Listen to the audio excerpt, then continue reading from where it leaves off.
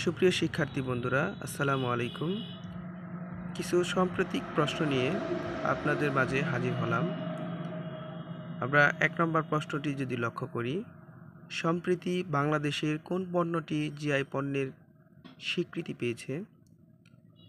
উত্তর হচ্ছে ভোলার মহিষের দুধের দই।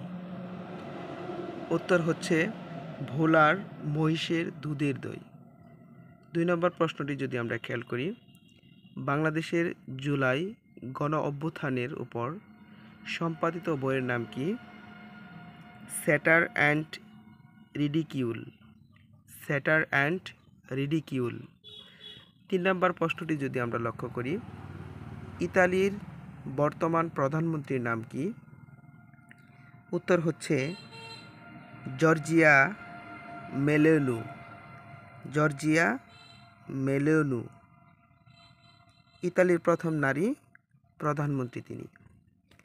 ৪ নম্বর প্রশ্ন যদি আমরা লক্ষ্য করি, জাতিসংঘের সাধারণ পরিষদের ৭৯তম অধিবেশনের সভাপতি কে? উত্তর হচ্ছে ফিলেমন ইয়াং।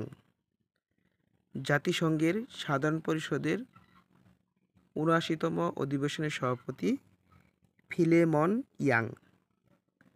সর্বশেষ প্রশ্নটি যদি আমরা সলিউশন করি, তাহলে আমরা প্রশ্নটি আগে দেখি একটু, যে বাংলাদেশের ব্যাংকের তথ্য অনুযায়ী ব্যাংক বহির্ভূত আর্থিক প্রতিষ্ঠানগুলোর খেলাপি ঋণের পরিমাণ কত?